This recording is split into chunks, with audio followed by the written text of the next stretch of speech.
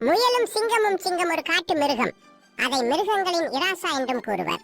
அது தாவர உணவு உண்ணும் மான், மறை, முயல் போன்ற சாதுவான மிருகங்களை வேட்டையாடி அவற்றின் மாமிசத்தை விரும்பி உண்ணும் ஒரு காட்டில் வாழ்ந்து வந்த சிங்கம் ஒவ்வொரு நாளும் பல மிருகங்களை வேட்டையாடி தின்று வந்தது.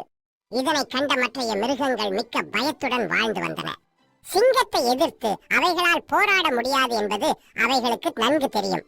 சிங்கம் இப்படி பல மிருகங்களை ஒவ்வொரு நாளும் கொள்வதால் தாம் வெகு சீக்கிரமே இறந்து விடுவோம் என எண்ணி அவையெல்லாம் ஒன்று கூடி ஆலோசனை செய்தது.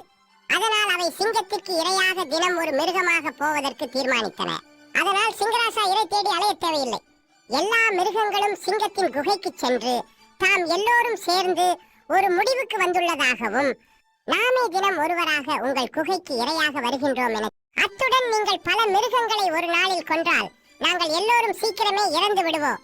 அன்றிலிருந்து ஒவ்வொரு மிருகம் சிங்கத்திற்கு இரையாக சென்றது. பின்பு உங்களுக்கு உணவு கிடையாமல் நீங்களும் சீக்கிரமே இறந்து விடுவீர்கள் என்றன. இதனை கேட்ட சிங்கராசாவுக்கு மகிழ்ச்சி பொங்கியது. ஒரு நாள் ஒரு முயலின் முறை வந்தது. முயல் சிங்கத்தின் குகைக்கு சிறிது தாமதமாக சென்றது. அதனால் சிங்கம் மிகுந்த கோபத்துடன் இருந்தது. சிங்கம் முயலை பார்த்து, நீ ஏன் தாமதமாகினாய் என கர்ச்சித்தது.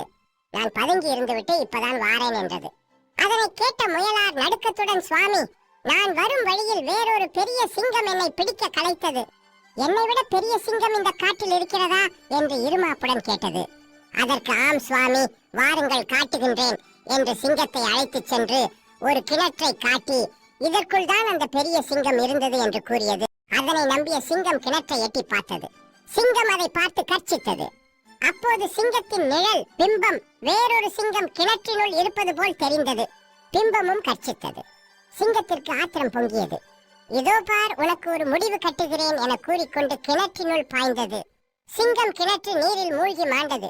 முயலின் சமயோசித முயற்சியால் மற்றைய மிருகங்களும் காப்பாற்றப்பட்டன. இது மாதிரி கதைகள் பிடிச்சிருந்தா கொஞ்சம் லைக் பண்ணுங்க, கொஞ்சம் சப்ஸ்கிரைப்.